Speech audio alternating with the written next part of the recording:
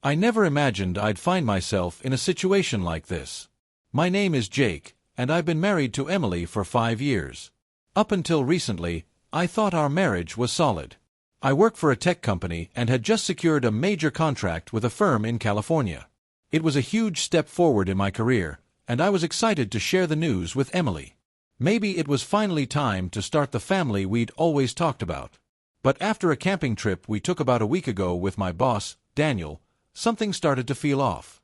When we returned from that trip, Emily seemed different. She was distant, irritable. At first, I chalked it up to exhaustion, but then I noticed something strange. While doing laundry, I came across a pair of her underwear in the hamper, and something about them didn't seem right. There was a suspicious stain, and the smell. My stomach dropped the second I realized what it was. I had no idea who it belonged to, but I knew something was wrong. My mind started racing with every horrible possibility. After that discovery, I couldn't just sit around doing nothing. I had a business trip planned to the West Coast, and I decided it was time to take action. I reached out to a divorce attorney for advice. I wasn't certain Emily was cheating, but I needed to be prepared. Grace, the attorney, was both compassionate and direct. "Do you have any proof that she's being unfaithful?" she asked. I shook my head. "Not yet," I admitted. "But I need to know the truth, and if she is, I'm done." Grace nodded and walked me through the next steps. If I wanted to file for divorce based on infidelity, I'd need solid proof, photos, videos, something undeniable. She suggested hiring a private investigator and advised me to start collecting evidence discreetly. The thought of it made me feel sick. This was the woman I had built a life with, and now I was setting up surveillance on her. I never thought I'd be in this position, but I had no choice. I needed to know what was really going on. Before leaving for my business trip, I took Grace's advice and met with Ethan, the private investigator she recommended. He helped me install a tracking app on Emily's phone and gave me a small voice recorder to hide in her purse. It felt sneaky, even underhanded, but I had to protect myself. I had to know the truth. On the day of my departure, Emily drove me to the airport. She kissed me goodbye, and I promised to call her later. But something about the moment felt off. That evening, when I called her after dinner, she casually mentioned something that made my stomach churn. "I'm working a party at Daniel's tonight," she said. Apparently, one of the waitresses had quit last minute, and Daniel had asked her to fill in. She claimed the pay was good and that, with school starting soon, she could use the extra cash. Alarms immediately went off in my head. I knew she needed the money, but why hadn't Daniel mentioned this party to me? He was my boss, after all. I kept my voice steady over the phone. "All right," I said, trying to sound normal. "Just be careful and let me know how it goes." She promised she would, but I couldn't shake the feeling that something was seriously wrong. After we hung up, I called Ethan. "She's working a party at Daniel's," I told him, my throat tightening around the words. He reassured me they'd keep an eye on her and report back with anything they found. That night, I tossed and turned, unable to sleep. My mind kept playing out scenarios of what might be happening at that party. The next morning, I tried calling Emily again. No answer. A sinking feeling settled in my gut. I was almost certain she had spent the night at Daniel's. By the afternoon, Ethan sent me an email. I hesitated before opening it because deep down, I already knew what I was about to see. Attached were several photos, and as I scrolled through them, my heart plummeted. There she was, Emily, my wife, at Daniel's party, caught in compromising situations not just with him but with 2 other men I had considered friends. My hands trembled as I stared at the images. It felt like my entire world was collapsing around me. I couldn't believe it. The woman I had shared everything with had been living a double life right under my nose. And now, I had undeniable proof. Reality hit me like a gut punch. I knew our marriage was over. The next morning, after another sleepless night, I checked the tracking app. Emily's phone was still at Daniel's house, confirming my worst fear. She had stayed there overnight. Ethan sent another email, and this one was even worse than the last. More pictures, this time showing Emily with multiple men, including Daniel's son, Chris. These weren't just random guys. These were people I worked with, people I had trusted. I stared at the images, a mix of anger and heartbreak washing over me in waves. Some of these men were guys I had shared drinks with, laughed with, and now I could barely look at their faces. And there were even more men, strangers I didn't recognize. Apparently, they were Chris's friends. I couldn't wrap my head around just how deep this betrayal went. The woman I loved was involved in something I never could have imagined. After finishing my business on the West Coast, I booked an early flight home. I couldn't pretend everything was fine anymore. I had seen enough. When I arrived, Emily's car was nowhere in sight, and sure enough, her phone was still at Daniel's. I walked inside, exhausted and emotionally drained, and called Grace to tell her I was ready to move forward with the divorce. Later that day, I finally called Emily. She picked up, sounding breathless, and I knew instantly she was lying. "Hey," I said. "Where are you?" She hesitated for just a second before replying, "Oh, I'm at home, just catching up on a few things before school starts." The audacity! Lying so effortlessly, as if it meant nothing. I felt my blood boil. "I see," I said, keeping my tone even. "Well, I'm done with work here, so I'm heading home." "Oh, that's great," she said, her voice suddenly sweet. "I've missed you so much. Call me when you land, and I'll come pick you up from the airport." "That won't be necessary," I replied coldly. "I'll take a cab." I hung up before she could respond. For the first time, I didn't care that I hadn't said, "I love you," before ending the call. Normally, it was something I never forgot, but this time, the words meant nothing. I sat in silence for a long time, wondering how we had gotten to this point. How had the woman I loved so deeply become someone I barely recognized? The lies, the betrayal, it was too much. I couldn't stand the thought of looking at her, let alone continuing to share a life with her. When I finally got home, she still wasn't there. I took a long shower, trying to wash away the disgust I felt, not just toward her, but toward myself for letting it get this far before confronting her. At that point, I was completely numb. Later that night, she finally walked through the door. She looked a little startled to see me, but quickly masked it. "Hey, baby," she said, coming over to kiss me, but I turned my head, letting her kiss my cheek instead. She pulled back, confused. "Is everything okay?" "No, not really," I replied coolly. "I'm not feeling great, probably just jet lag or something. I'm going to sleep on the couch tonight." Her eyes widened slightly, clearly surprised by my distant behavior. "The couch? Why?" "I have a dinner to attend," I said flatly. "A dinner?" she repeated, and I could hear the suspicion creeping into her voice. "Are you meeting someone special?" I let out a bitter laugh. "If you're asking whether I'm cheating on you, the answer is no. I never have, and I never intended to." "Can you say the same?" Her face went pale, and she stammered, What do you mean?" I just stared at her, waiting. But she didn't say a word. I studied her face, waiting for any sign of honesty, but she just stood there, searching for words. "How was the job at Daniel's?" I asked, my voice calm but probing. She forced a smile, trying to make it sound casual. "Oh, it was fine, you know. Actually kind of fun. A little challenging, but I managed." I just nodded. "I'm sure you did," I said, my words dripping with sarcasm. She opened her mouth to respond, but I cut her off, glancing at my watch. "I should get going," I said abruptly, standing up and grabbing my keys. I didn't give her time to react. I just walked out, leaving her standing there, confused and maybe even panicked. As I drove off, I knew exactly what she was going to do next. She'd call Daniel, desperate for reassurance, wondering if I knew. But she wasn't getting any answers from me. Not yet. I headed straight to Grace's office. The evidence I had was enough to destroy Emily's life, but I didn't want to act recklessly. Grace reminded me to stay calm, to act normal around her until everything was finalized, but honestly, that felt impossible. How was I supposed to look her in the eye when I knew what I knew? After leaving Grace's office, I accepted that there was no turning back. I was done with Emily, and I was ready to move forward with the divorce. But pretending like everything was normal? That was going to be tough. When I got home that evening, Emily was sitting on the couch, clearly waiting for me.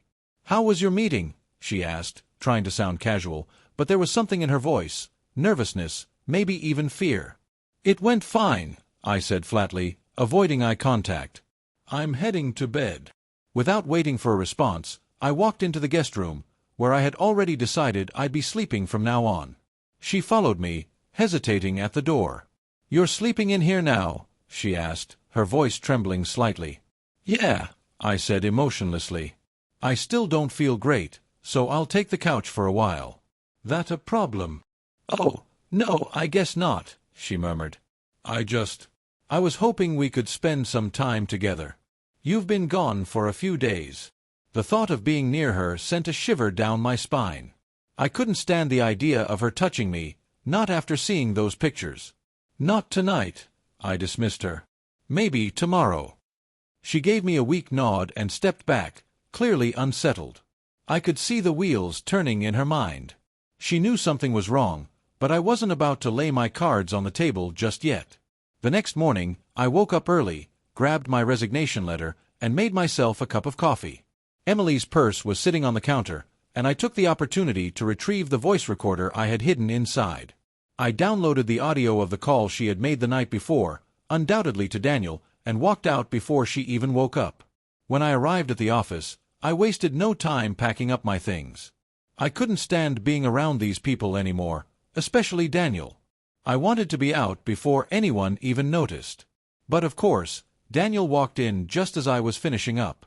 "What's going on, Jake?" he asked, eyeing the boxes in my office.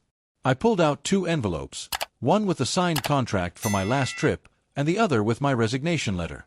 "This is the finalized contract," I said. "And this is my resignation. Effective immediately." Daniel's expression shifted from confusion to shock. "Resignation? What are you talking about? Why are you leaving? I need you here." I couldn't believe the audacity of this man. He stood there, acting like he had no idea why I was quitting. "Do you really not know?" I asked, my voice ice cold. "You think I wouldn't find out? I know exactly what's going on, and I'm done. I can't work here anymore." His face darkened, but then, to my disgust, he smirked. "Oh, so this is about your wife. Jake, come on, she was more than willing. Don't let this ruin your career. She'll come crawling back once she's had her fun." I stared at him, my blood boiling. "Are you seriously suggesting I just accept this?" I asked incredulously. "How long has this been going on?" His grin widened. "First time? During the camping trip. Remember when you went skiing with the others?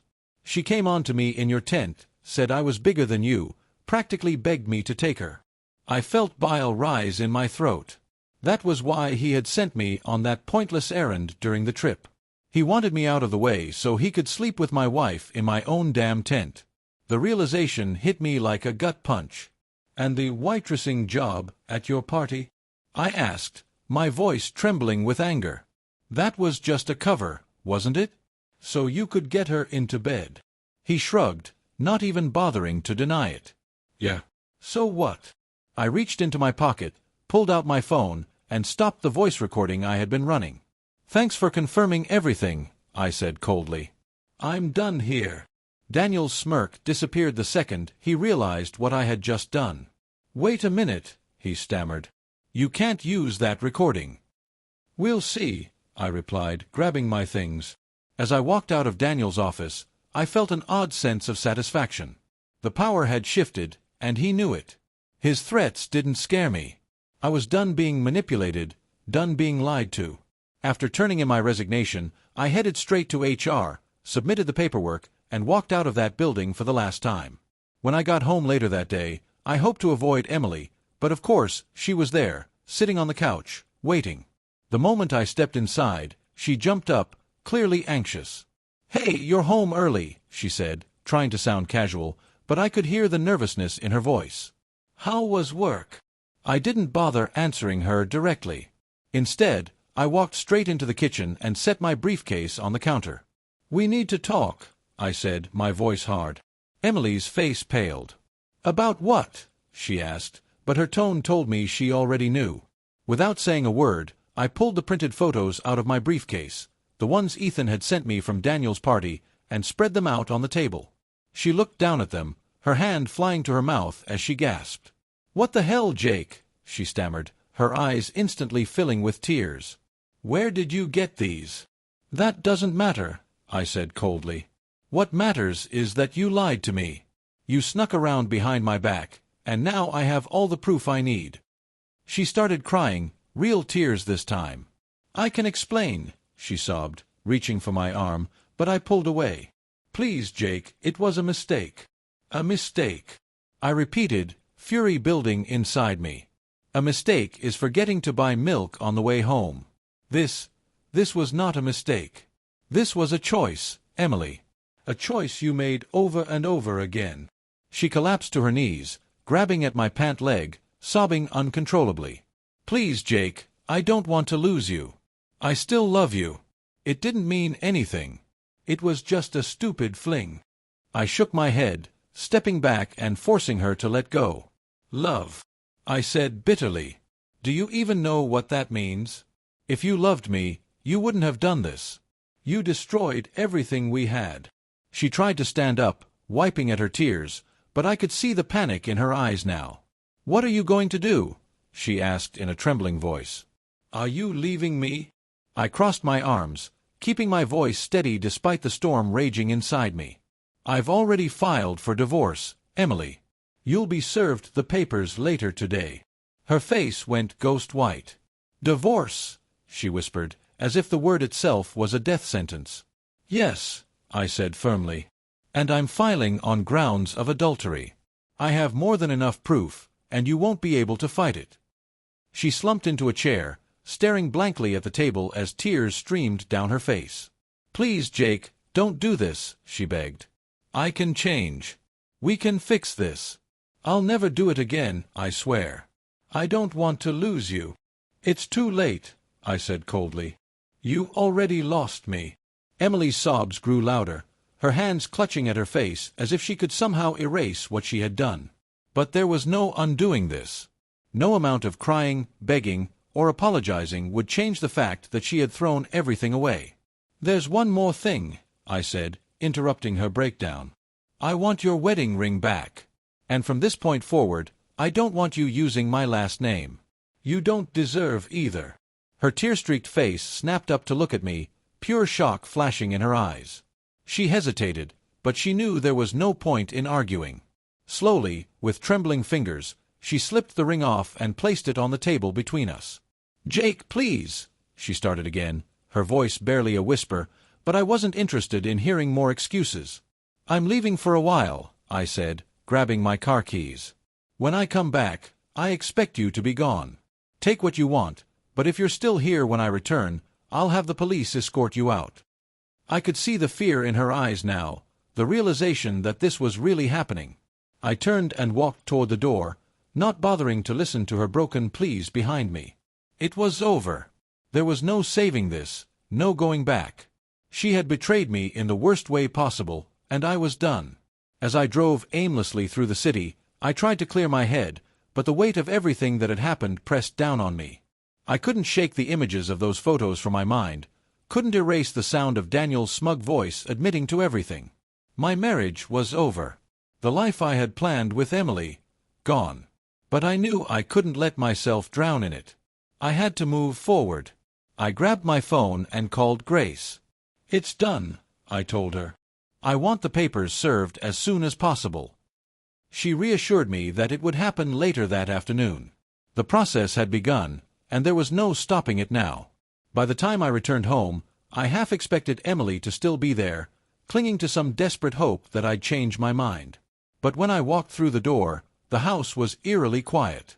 Her car was gone. A few of her belongings had been cleared out, leaving empty spaces where her presence had once been. She had taken my warning seriously. I let out a slow breath, feeling a strange sense of relief. At least I wouldn't have to endure another painful confrontation. The next few days felt oddly peaceful. Emily didn't try to contact me, and I focused on tying up the loose ends of our marriage. Grace filed the divorce papers, and to my surprise, Emily didn't contest them.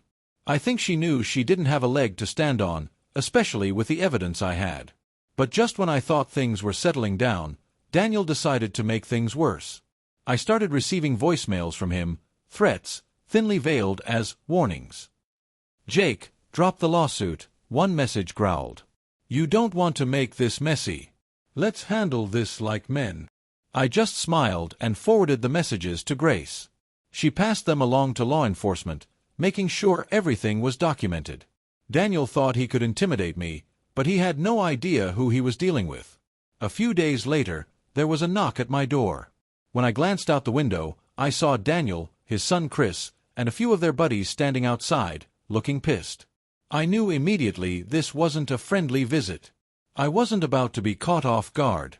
I quickly grabbed my pistol from my safe and tucked it into my waistband, just in case things got ugly. I wasn't going to let them intimidate me in my own home. Opening the door just a crack, I met Daniel's glare head-on. "What do you want?" I asked, my tone ice-cold. "We want you to drop the lawsuit," Daniel said, his jaw clenched. "You're making this harder than it needs to be." I opened the door just a little more, letting them see I wasn't backing down. "That's not going to happen, Daniel," I said firmly. "If you don't want to end up in jail, I'd suggest you get off my property." He took a step forward, trying to intimidate me. "You're not going to shoot us, Jake. You don't have the balls." I let my hand rest casually near my waistband, just enough for him to see the outline of my gun. "You wanna find out?" I asked calmly. Daniel hesitated. And that's when I heard it, the sound of approaching sirens. Red and blue lights flashed from down the street, growing closer by the second. "Looks like your time's up," I said with a smirk. Before Daniel and his guys could react, 2 police cars pulled up, officers stepping out with their hands on their weapons. "Hands up! On the ground!" one of them barked. Daniel and his men froze, then slowly got down as the officers moved in and cuffed them. One of the cops turned to me, his eyes landing on the pistol at my waist. "Sir, I need you to set the firearm down." I did as instructed, placing it on the kitchen counter. "These men violated a restraining order," I said. "I want to press charges." The officer nodded, flipping through some paperwork I had already provided to Grace earlier that week. "We'll take it from here. Do you have a permit for the firearm?" I handed over my concealed carry license, and after a brief look, the officer returned it. "All right, sir. You're good. Just be careful." "Oh, I will," I said, watching as they escorted Daniel and his goons off my property. I knew this wasn't the last I'd hear from him, but for now, he was out of my life. Over the next few months, things finally started falling into place. I landed a job with a different tech firm, Empire, run by an old friend. It was a fresh start, something I desperately needed. And to my surprise, I actually enjoyed it more than the work I'd been doing at Daniel's company. The divorce went through without a hitch. Emily didn't even try to fight it. She packed up and left town, cutting ties with everyone from our old life. I had no idea where she went, and I didn't care. But the real win? The lawsuit against Daniel. Not only did the court rule in my favor, but they ordered him to pay me a hefty sum, $1 million in damages. It didn't erase the pain of what happened, but it gave me a fresh start.